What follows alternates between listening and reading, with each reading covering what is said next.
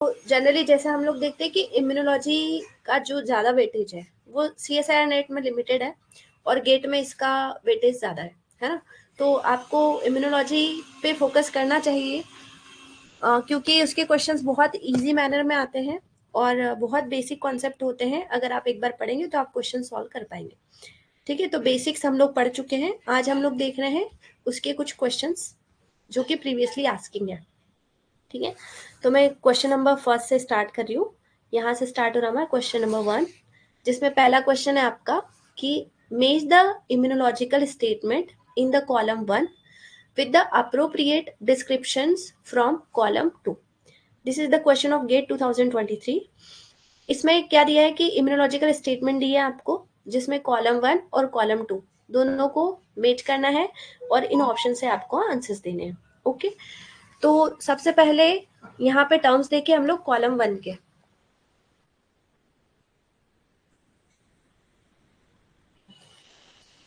तो कॉलम 1 में कुछ टर्म्स यूज किए हैं, जैसे कि active, acquired immunity, first line of defence, passive natural immunity और सेकेंड लाइन ऑफ डिफेंस।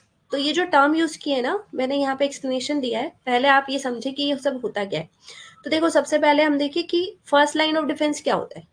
तो आपकी बॉडी का ये फर्स्ट लाइन ऑफ डिफेंस और सेकेंड लाइन ऑफ डिफेंस दोनों ही इननेट इम्यूनिटी का पार्ट है। मतलब बाय बर्थ आपको कुछ नेचुरल इम्यूनिटी मिली है। तो फर्स्ट लाइन में आते हैं आपके फिजिकल और केमिकल बैरियर्स, जैसे कि स्किन हो गया, आपके अंदर कोई एंजाइम्स है जो प्रोड्यूस होते हैं जिससे कि आप एंटीजेंस के अगेंस्ट या फॉरेन पार्टिकल के अगेंस्ट लड़ते हो। ठीक है, तो फिजिकल और chemical barriers is the example of first line defence. ठीक है, इसके अलावा सेकेंड लाइन ऑफ डिफेंस में आता है आपका इम्यून रिस्पॉन्स, कि अगर एंटीजन या एंटीबॉडी कोई भी इंटरैक्ट हुआ बॉडी में या अंदर आया, तो आपकी बॉडी इम्यून रिस्पॉन्स जो करती है, जैसे WBC RBC लड़ती है, इन्फ्लामेशन क्रिएट होता है, फीवर होता है, ये सब सेकेंड लाइन ऑफ डिफेंस का पार्ट हुआ। इसमें कॉम्प्लीमेंट प्रोटीन्स भी आते हैं। ठीक है, complement proteins are the part of innate immunity. Active immunity क्या होता है कि जब आपकी बॉडी में कोई एंटीजन आए और आपकी बॉडी खुद उसके अगेंस्ट लड़े, तो ये कब होगा, जब आप पैथोजन के कांटेक्ट में आओगे तो आपकी इम्यूनिटी एक्टिव होगी और ये एक्टिव इम्यूनिटी का पार्ट होगा। ठीक है, पैसिव इम्यूनिटी मतलब किसी और की बॉडी में एंटीबॉडीज बनी है और आपके अंदर सीधा ट्रांसफर कर दे, आपकी बॉडी का कोई ओन इम्यून रिस्पॉन्स काम नहीं करता इसमें, इसको बोलते हैं पैसिव इम्यूनिटी। तो पैसिव इम्यूनिटी जो होती है वो टेम्परेरी होती है और इसमें कोई मेमोरी सेल्स का प्रोडक्शन नहीं होता। तो जैसे कि मदर से जो एंटीबॉडीज आती हैं, प्लेसेंटा के थ्रू जो एंटीबॉडीज आती है, ये एक तरीके की पैसिव एंटीबॉडी है। या फिर आपने किसी और की एंटीबॉडी किसी बॉडी में किसी और पर्सन की बॉडी में ऐड किया है, तो it's a kind of passive immunity. तो अब हम देख लेते हैं स्टेटमेंट। तो इस स्टेटमेंट के हिसाब से आपको यहाँ 4 ऑप्शन दिए, तो मेज the column like he option है यहाँ पर। तो सबसे पहले देखिए एक्टिव या अक्वायर्ड इम्यूनिटी। ठीक है, तो कॉम्प्लीमेंट प्रोटीन तो इनेट इम्यूनिटी का पार्ट होता है, एक्टिव इम्यूनिटी में नहीं आएगा वो। ठीक है, दूसरा direct contact with pathogen that enter the body. Acquired मतलब एक्टिव इम्यूनिटी कब आप अक्वायर करते हो, जब आप डायरेक्ट पैथोजन के कॉन्टेक्ट में आते हो। फर्स्ट लाइन ऑफ डिफेंस का मतलब है कि आपके पास फिजिकल बैरियर्स हैं, केमिकल बैरियर या फिर सरफेस, जैसे स्किन एक बैरियर हो गया ना, तो ये फर्स्ट लाइन ऑफ डिफेंस का पार्ट हो गया। तो क्यू का तो हो गया थर्ड, पी का हो गया सेकेंड। ठीक है, तो क्यू का थर्ड, पी का सेकेंड, यहाँ 2 ऑप्शन में दिया है आपको। पैसिव नेचुरल इम्यूनिटी की बात कर लें तो पैसिव मतलब कि प्लेसेंटा के थ्रू आए या फिर मदर बॉडी से आए या फिर आपने बाहर से एंटीबॉडी डाली है। So here natural passive natural immunity की बात हुई है ना, तो यहाँ पे एंटीबॉडी जो प्लेसेंटा से आती है इट्स नेचुरल और पैसिव, तो आर का हो गया fourth. Second line of defence मतलब आपकी नेचुरल इम्यूनिटी है ना, तो ये कॉम्प्लीमेंट सिस्टम और इंटरफेरॉन्स, ये आपका सेकेंड लाइन ऑफ डिफेंस का पार्ट हुआ। इस हिसाब से अगर कॉम्बिनेशन हम देखें तो पी का सेकेंड एक ही ऑप्शन है। ठीक है, क्यू का हो गया आपका first line of defence third, R का हो गया आपका एंटीबॉडी ना फोर्थ, और एस का हो गया 1। तो इस हिसाब से आपका करेक्ट आंसर हो गया ए। ओके, चलिए हम चलते हैं नेक्स्ट क्वेश्चन की तरफ। Question number 2, monkey pox is caused by. तो सबसे पहले तो हम ये समझे कि मंकी पॉक्स होता क्या है। तो मैंने यहाँ पे स्ट्रक्चर दिया है और यहाँ पे आपको ऑप्शंस में दिया है कि इसका जेनेटिक मटेरियल कैसा होता है। तो उससे पहले आप यहाँ देखिए कि मंकी पॉक्स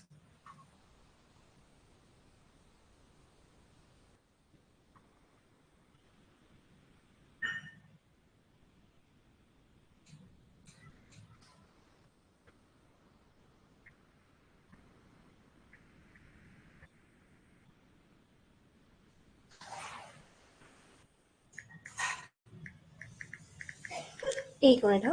हाँ, जो लोग ज्वाइन नहीं कर पा रहे हैं, आप अपने कोर्स में जाके ज्वाइन कर सकते हैं।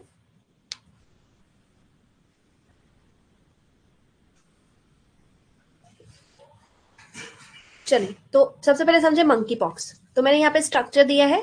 ये एक ऐसा स्ट्रक्चर होता है, मतलब मंकी पॉक्स इज पॉक्स है ना, क्रिएटेड बाय द वायरसेस। तो ये एक ऐसा वायरस जो इन्वेलप होता है ना, इसके सराउंडिंग में स्ट्रक्चर प्रेजेंट होता है, extra cellular membrane, outer membrane जैसा स्ट्रक्चर होता है, इन्वेलप इस वायरस है ये। और इसका genetic material double standard DNA होता है। इसके अलावा भी कुछ चीजें जान लो यहाँ पे। इसको मंकी पॉक्स को एम पॉक्स भी बोलते हैं।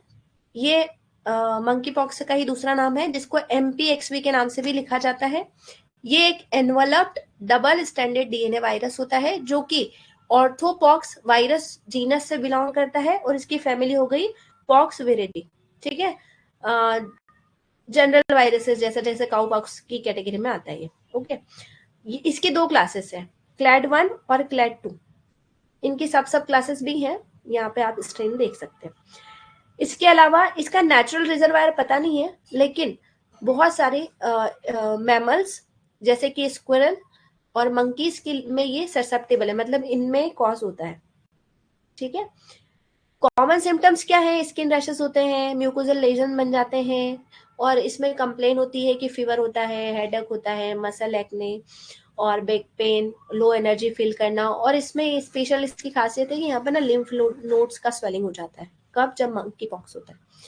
इसके लिए वैक्सीन अवेलेबल है एम पॉक्स के लिए। ठीक है, और ये ट्रांसमिट कैसे होता है? तो ये क्लोज कॉन्टेक्ट के थ्रू होता है। अगर आप एक इन्फेक्टेड पर्सन के पास जाओगे तो इसके फैलने के चांसेस होते हैं। ठीक है, इसके अलावा फीटस में मदर के थ्रू भी जा सकता है, और न्यूबॉर्न में ड्यूरिंग बर्थ भी, आफ्टर बर्थ भी उसमें इन्फेक्शन देखे जा सकते हैं।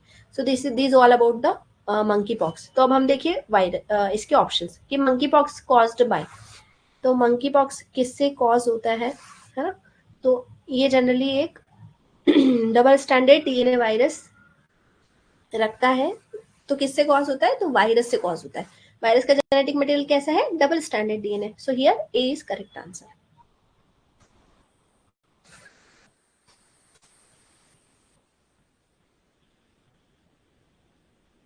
Question number third, phagocytosis was first described bye. Phagocytosis के बारे में सबसे पहली बार किसने बताया था? तो यहाँ पे दो तीन ऑप्शन है आपके पास। तो यहाँ ध्यान रखने वाली बात है, ये हम लोग ने जब लेक्चर देखा था तब ये हमने पढ़ा था कि एली मैक्निकॉफ जो है, उनने सबसे पहले फेगोसाइटोसिस के बारे में बताया। इसके अलावा हिस्ट्री के लिए आप अपना प्रीवियस लेक्चर देख सकते हैं कि किस साइंटिस्ट का क्या रोल रहा है इम्यूनोलॉजी में। Okay, question number 4, match the test in group 1 with its application in group 2। देखो यहाँ पे एक टेबल, दो कॉलम दिए हैं, जिसमें एक तरफ दिया है आपको टेस्ट, कौन कौन से टेस्ट होते हैं, और एक तरफ दिया है कि क्या डिटरमाइन करते हो। ठीक है, तो यहाँ पे बहुत सारे ऑप्शन हैं आपके पास, जैसे कि ओकले फ्लूथ्रोप टेस्ट, ल्यूमिलस अमीबोसाइट्स लाइजेट टेस्ट, विले फ्लिक्स रिएक्शन टेस्ट, और कॉम्प्लीमेंट फिक्सेशन टेस्ट। ठीक है, तो ये सारे टेस्ट पहले समझे कि बेसिक क्या होता है, फिर हम जाएंगे ऑप्शंस पे। ओके, तो सबसे पहले देखो ओकले फ्लूथॉर्प टेक्निक या टेस्ट क्या होता है। तो ये सिंपल इम्यूनो डिफ्यूजन मेथड है। इम्यूनो डिफ्यूजन क्या होता है कि आप एक तरफ रख देते हो एंटीजन या एंटीबॉडी, और उनका डिफ्यूजन देखते हो। तो ये एक एंटीजन एंटीबॉडी इंटरेक्शन का टाइप है। डबल इम्यूनो डिफ्यूजन मतलब इसमें एंटीजन एंटीबॉडी दोनों ही डिफ्यूज हो सकते हैं। ठीक है, तो ये किस लिए यूज होता है immuno diffusion method? Quantitative determination of antigen concentration, कितना एंटीजन कॉन्सेंट्रेशन अवेलेबल है उस हिसाब से ये टेस्ट होता है। कौन सा? Oakley Fulthorpe test. ठीक है, दूसरा देखो, limulus limulus amoebocyte lysate test. Actually ये अमीबोसाइट क्या होता है? जब एनिमल ब्लड देखते हैं हम लोग, तो उसमें कुछ मोबाइल सेल्स होती है, मतलब मोबाइल आरबीसीज कोई बोलते हैं। ठीक है, नॉर्मल आरबीसीज या डब्ल्यूबीसीज होती है। तो इनके अंदर कुछ ग्रैन्यूल्स होते हैं, और इन ग्रैन्यूल के अंदर होता है क्लॉटिंग फैक्टर। इनको कोएगुलोजन बोलते हैं। ठीक है, और अगर कोई बैक्टीरियल इन्फेक्शन होता है, तो ये जो अमीबोसाइट्स होती हैं, ये क्या करती हैं? बाहर की तरफ ये कोगुलेटिंग फैक्टर रिलीज कर देती हैं, और जिसकी वजह से जेली जैसा स्ट्रक्चर बन जाता है। तो ये कब होता है, जब बैक्टीरियल एंडोटॉक्सिन्स प्रोड्यूस होते हैं, तब ऐसा होता है कि अमीबोसाइट्स एक्टिव होकर क्लॉटिंग फैक्टर के थ्रू उनको एंडोटॉक्सिन के अगेंस्ट रिस्पॉन्स करती है, बैक्टीरियल एंडोटॉक्सिन। तो कुल मिला के मैं बोलूँ कि ल्यूमस एमीबोसाइट लाइजेट टेस्ट, जिसको बोलते हैं लाल टेस्ट, ये जो लाल टेस्ट होता है इसका बेसिक क्या है कि ये डिटेक्शन करने के लिए या क्वांटिफाई करने के लिए देखा जाता है कि बैक्टीरियल एंडोटॉक्सिन्स तो नहीं प्रेजेंट है। अगर बैक्टीरियल एंडोटॉक्सिन्स हैं तो ये LAL टेस्ट लगा के आप चेक कर सकते हो कि बैक्टीरियल एंडोटॉक्सिन्स है या नहीं। तो कुल मिला के LAL टेस्ट काय के लिए है, बैक्टीरियल एंडोटॉक्सिन डिटेक्शन के लिए। ठीक है, फिर है आपका विल फ्लैग फ्लिक्स रिएक्शन। ये रिकेट्सियल इन्फेक्शन के लिए लगाया जाता है। रिकेट्सियल मतलब एक बैक्टीरियल इन्फेक्शन है रिकेट्सी, तो उसके इन्फेक्शन को डायग्नोज करने के लिए विल फेलिक्स रिएक्शन लगाया जाता है। ये सबसे पहले डिस्क्राइब किया था 1916 में। Last one is the complements fixation test, एक इम्यूनोलॉजिकल मेडिकल टेस्ट है that can be use to detect the presence of either specific antibody या एंटीजन। मतलब कॉम्प्लीमेंट एक्चुअली प्रोटीन होते हैं, सीरम प्रोटीन होते हैं। इनकी प्रेजेंस, इनके फिक्सेशन के साथ हम ये देखते हैं कि कोई स्पेसिफिक एंटीजन, कोई स्पेसिफिक एंटीबॉडी का अगर हमको चेक करना हो तो अपन कॉम्प्लीमेंट फिक्सेशन टेस्ट लगा सकते हैं। ओके, चलो ये तो हो गया थ्योरी। अब आ जाए ऑप्शंस पे। तो ओकले फुलथॉर्प टेस्ट जो है वो किस लिए किया जाता है, तो जैसे कि हमने देखा ये generally antigen antibody specificity check करने के लिए करेंगे हम लोग। ल्यूमिनस अमीबोसाइट लाइजेट टेस्ट है ना, काय के लिए किया था, एंडोटॉक्सिन्स के लिए किया था। ठीक है, तो क्यू का तो हो गया थर्ड, तो दो ऑप्शन है बस, क्यू के थर्ड। ठीक है, पी का क्या है हमारे पास, तो पी का हो गया सेकंड, तो पी का सिर्फ यहाँ सेकंड, तो इस हिसाब से चल सकते हैं हम। R Weil Felix reaction test किसके लिए हो रहा था, रिकेट्सियल इन्फेक्शन। विल फेलिक्स है ना, रिकेट्सियल इन्फेक्शन, मतलब आर का हो गया 4। और S complement system specific antibody के डिटेक्शन के लिए, तो यहाँ पे लिखा है IgM, IgM is the antibody ना, तो एस का हो गया 1। सो हियर वी कैन से ए इज करेक्ट आंसर। ठीक है, तो ये टेस्ट हमने इसलिए भी देखे हैं कि कभी कभी repeated question same to same repeat तो नहीं होते हैं, लेकिन कुछ टेस्ट, कुछ माइक्रोब्स के बारे में रिपीटेटिवली पूछा गया है, तो आप क्वेश्चन सॉल्व करें तो उसका बेनिफिट आपको मिलेगा। Okay, question number 5, which of the following antibiotics is are isolated from streptomyces species? इनमें से कौन सी एंटीबॉडी है, सॉरी एंटीबायोटिक्स है जो माइसीज से आइसोलेटेड की गई है। ओके, तो सबसे पहले देखिए हम जेंटामाइसिन। जेंटामाइसिन आइसोलेटेड है माइक्रोमोनोस्पोरा परप्यूरी से। ठीक है, दूसरा नाइस्टेटिन, नाइस्टेटिन का ब्रांडिंग नेम है माइकोस्टेटिन। ठीक है, तो ये एक बैक्टीरिया जैसे कि स्ट्रेप्टोमाइसिस नोरिसी से आइसोलेटेड है।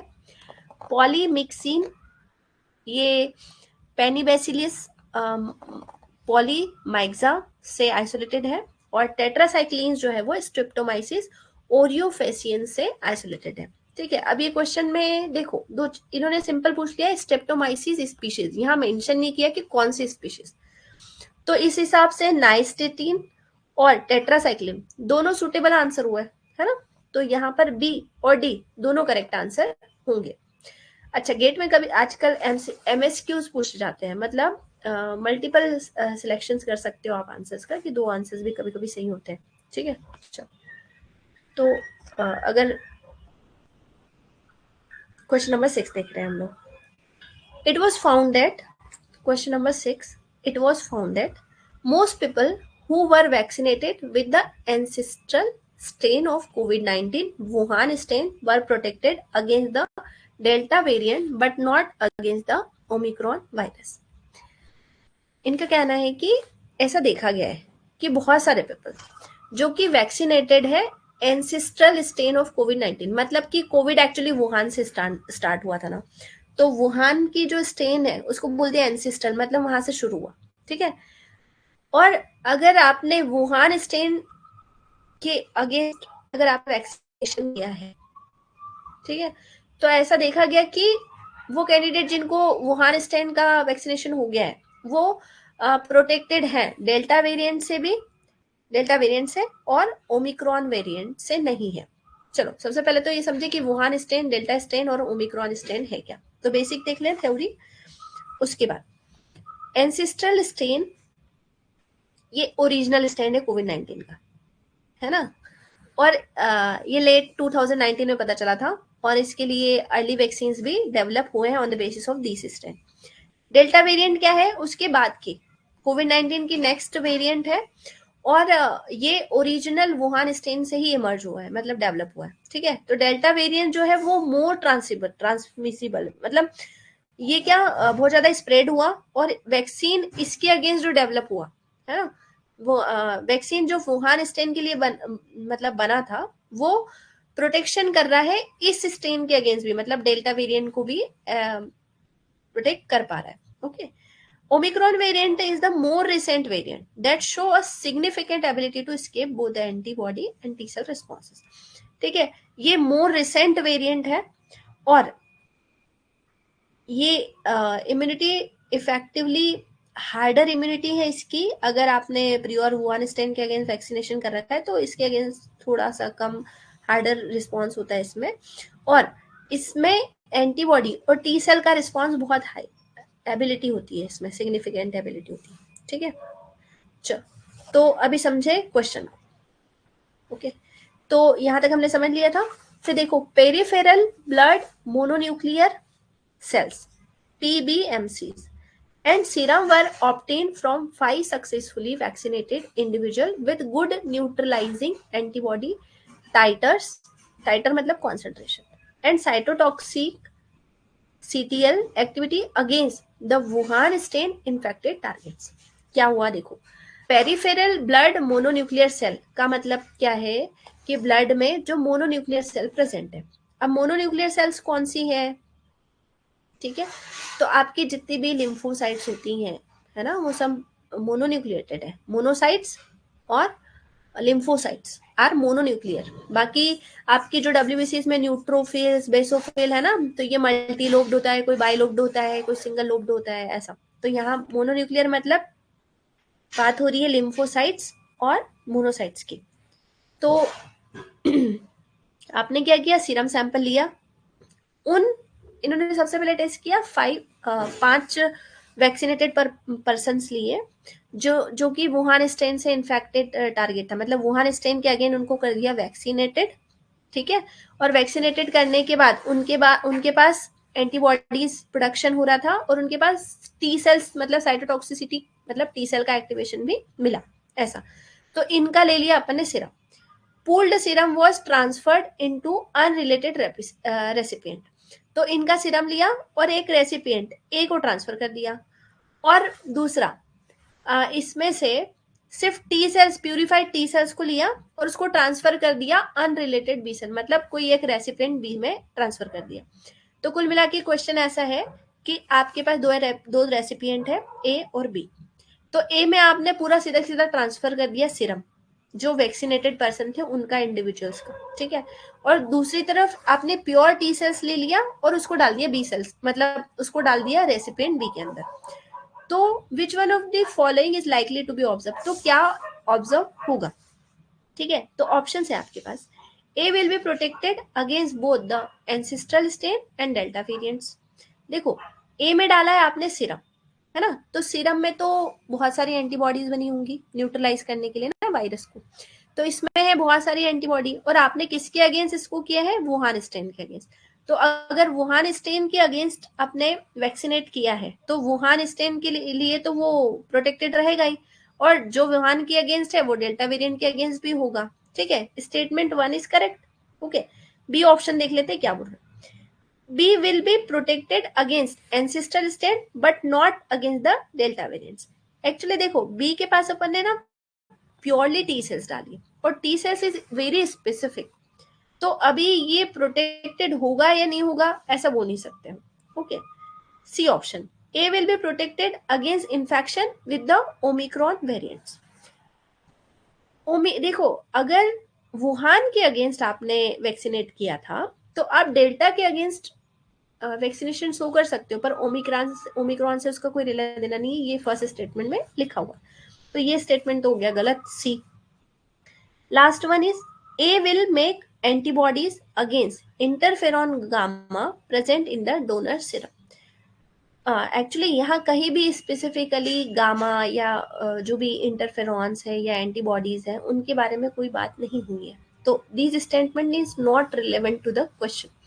So here we can say the A is correct answer. Okay. Question number 7. The causative agent of sleeping sickness in human being is an. Sleeping sickness के लिए रिस्पॉन्सिबल कॉजेटिव एजेंट क्या है? देखो ये ना बहुत फ्रिक्वेंटली पूछा जाने वाला टॉपिक है. कभी तो इससे कॉजेटिव एजेंट पूछेंगे, कभी डिसीज पूछेंगे, कभी इनके पैरासिटिक इन्फेक्शंस पूछे गए हैं बहुत फ्रिक्वेंटली. ओके. तो सबसे पहले हम समझे स्लीपिंग सिकनेस क्या होता है और कौन कॉज करता है. तो स्लीपिंग सिकनेस जो है वो एक पैरासाइट होता है ट्रिपेनोसोमास. ठीक है, उसकी वजह से कॉज होता है. अब ये क्या है? तो ये एक एक्स्ट्रा सेलुलर पैरासाइट होता है ट्रिपेनोसोमा ब्रुसाई.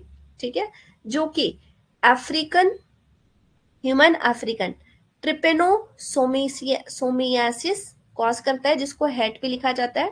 इसी को स्लीपिंग सिकनेस के नाम से जाना जाता है. ट्रिपेनोसोम्स जो होते हैं वो ट्रांसमिट होते हैं एक फ्लाई से, टसे टसे बोलते हैं इसको हम. ठीक है, ये फ्लाई होती है और इस फ्लाई के बारे में पूछा गया है कि स्लीपिंग सिकनेस कौन सी फ्लाई कॉज करती है. सो इट्स टसे टसे जो भी आप बोलते हो. ठीक है, तो ये और हेट जो मिलता है जनरली अफ्रीकन कैंडिडेट्स में. ठीक है, तो ये इन्फेक्शन करता है. और ये पैरासाइट जो होता है वो एक्स्ट्रा सेलुलर पैरासाइट है और दूसरा ब्लड प्लाज्मा में प्रेजेंट होता है. और ब्लड प्लाज्मा में ये अपना नंबर इंक्रीज करता है. अगर इसका इन्फेक्शन बहुत ज्यादा होता है तो ये ब्रेन बैरियर को अफेक्ट करता है और ब्रेन को पूरी तरीके से अफेक्ट कर सकता है स्लीपिंग सिकनेस. ठीक है, तो ऑप्शंस देख ले पहले हम कि sleeping sickness in human is causative agents क्या है. तो ऑप्शन है आपके पास intracellular parasite present in blood, तो हमने अभी देखा ये एक्स्ट्रा सेलुलर पैरासाइट है. B option extra cellular parasite present in gut, तो गट में नहीं होता. Okay. Extra cellular parasite present in the blood plasma, so yes.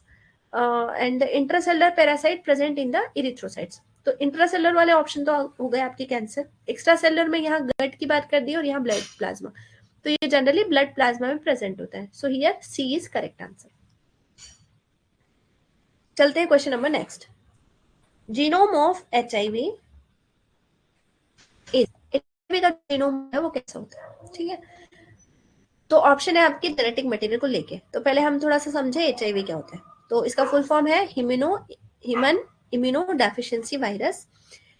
इसको ग्रुप किया गया है एक जीनस जिसको लेंटिवायरस बोलते हैं. और ये एक फैमिली रेट्रोविरिडी और सब फैमिली ऑर्थोरेट्रोविरिडी से बिलोंग करता है. ये चीज भी ध्यान रखना है क्योंकि HIV से भी बहुत ज्यादा इसके लाइफ साइकिल को लेकर, इसके जेनेटिक मटेरियल को लेकर, इससे होने वाली डिसीजेस को लेकर क्वेश्चंस पूछे जाते हैं. ठीक है, इसके अलावा HIV जो है उसके अंदर आइडेंटिकल सिंगल स्ट्रैंड DNA होता है, 2 आइडेंटिकल सिंगल स्ट्रैंड DNA होते हैं. ठीक है, पर होता है सिंगल स्ट्रैंड ही.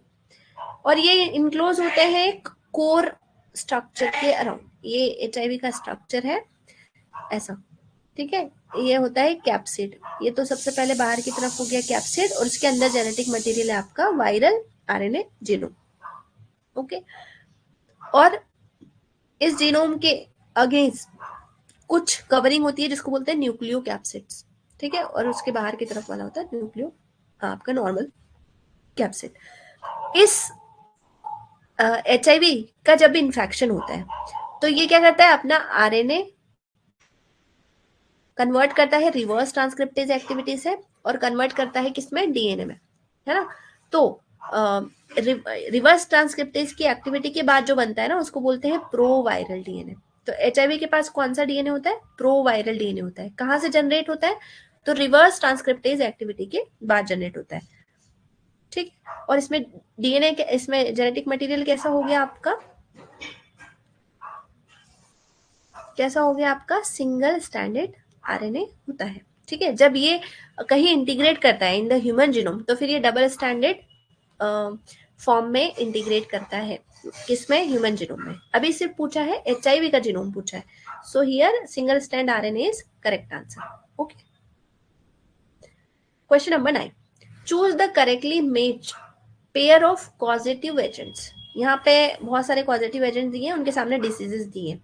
तो आपको बताना है कि इसमें से कौन सा पेयर सही है, ठीक है, करेक्टली मैच है। सो सबसे पहले हम समझे डिसीजेस, है ना, कि कौन कॉज करते हैं। तो मैंने यहाँ पे लिस्ट दिया है कि ये डिसीजेस हैं, ये बहुत कॉमनली पूछे जाने वाले डिसीजेस हैं। इनको एक बार रीडिंग कर लेना, हो सके तो याद कर लेना, क्योंकि ये क्वेश्चंस आते हैं मेज द कॉलम के नाम पे, ठीक है। कॉजेटिव एजेंट्स यहाँ दिए हैं मैंने और ऑर्गेनिज्म दिए हैं। सबसे पहले मैं बात कर लूँ यहाँ से, तो सबसे पहले मैंने डाला है टाइफाइड। तो टाइफाइड साल्मोनेला टाइफी से कॉज होता है और ये क्या है, एक बैक्टीरिया है, ठीक है। दूसरा है syphilis. Syphilis treponema sorry treponema pallidum is the bacteria. तो सिफिलिस और टाइफाइड तो हो गए, चलो बैक्टीरिया, है ना। तीसरा AIDS. AIDS human immunodeficiency virus, that is HIV। तो HIV तो हो गया वायरस, तो ये तो हो गया मिसमैच, है ना। अगर आपको ये सब चीजें ध्यान होगी तो आप करेक्ट कर पाओगे। तो यहाँ लिखा है बैक्टीरिया कॉज करता है ये सारे डिसीजेस, तो ये तो गलत हो गया, है ना। B option virus, mumps, measles और पोलियो। तो सबसे पहले समझे मम्स। मम्स कॉज होता है पैरा माइक्सो वायरसेस, मतलब वायरस से। Measles also morbilli virus, morbilli virus, और ये वायरस से कॉज होता है। Polio is also cause by polio virus, that is virus. तो ये कॉम्बिनेशन तीनों डिसीजेस किससे कॉज हो रही है, वायरस से। तो ये बी वाला ऑप्शन तो करेक्टली मैच है। ओके, सी ऑप्शन देख लेते हैं, हेलमिंथिस। तो elephantiasis is the general cause by Wuchereria, it is a nematode. Okay, second one is the ringworm. Ringworm caused by microsporum. Not only microsporum, I'm just mention here only one fungi. It is the collectively 2 or 3 fungus infection, ringworm, ठीक है। तो ये क्या है, तो ये एक इसको जनरली मोल्ड फंजाई भी लिखते हैं, पर ब्रॉड कैटेगरी की मैं बात करूँ तो ये फंगस से कॉज होता है, रिंगवर्म, ठीक है। तो यहाँ पे हेलमिंथिस दिया है, तो यहाँ तो ये गलत ही हो गया। येलो फीवर किससे है, तो यहाँ पे फ्लेबी वायरसेस है, मतलब वायरस से कॉज होता है येलो फीवर। ओके, तो ये तो कॉम्बिनेशन सेम नहीं है, मतलब एक पॉजिटिव एजेंट नहीं है, हेलमिंथिस नहीं है। So here C is correct, not correct answer, it's a wrong. And D protozoa based diseases हैं, जैसे चिकन पॉक्स। तो चिकन पॉक्स तो वैसे वेरिसेला जोस्टर नाम का एक वायरस होता है जिससे चिकन पॉक्स होता है। तो chicken pox not cause by protozoa, तो ये तो गलत ही हो गया। स्लीपिंग सिकनेस देखा जैसे अभी हमने, ट्रिपेनोजोमा कॉज करता है जो कि एक पैरासाइटिक है, और कोलेरा जो है विब्रियो कोलेरी से कॉज होता है जो कि एक बैक्टीरिया है। So here we can say the B is correct answer. Now go towards the last question. Which of the following is the most abundant leukocyte? Most abundant leukocyte है, options हैं आपके neutrophil, basophil, B lymphocytes and monocytes. तो अगर हम composition की बात करें तो आपकी बॉडी में WBC, ये सारे WBC के टाइप है ना, तो WBC के टाइप में न्यूट्रोफिल का कॉन्सेंट्रेशन सबसे हाई होता है, और जब भी इन्फेक्शन होता है सबसे पहले लड़ने के लिए जाती है न्यूट्रोफिल्स, ठीक है। तो एक नेचुरल हाई कॉन्सेंट्रेशन में प्रेजेंट होती है, आपका अबंडेंट लेवल होता है न्यूट्रोफिल्स का। बेसोफिल, लिम्फोसाइट्स और मोनोसाइट, इनका कॉन्सेंट्रेशन इन्फेक्शन के अकॉर्डिंग वेरी करता है। इनिशियल कॉन्सेंट्रेशन बहुत कम होता है, जब इन्फेक्शन होता है तब इसका कॉन्सेंट्रेशन बढ़ जाता है। Okay, so thank you for today's. आज की क्लास हम लोग यही खत्म कर रहे हैं। पार्ट 2 में हम नेक्स्ट क्वेश्चंस लेंगे प्रीवियस ईयर के, जिसमें CSIR के क्वेश्चंस भी इंक्लूड होंगे। सो join and if you have any doubt you can ask. Okay, thank you so much for class.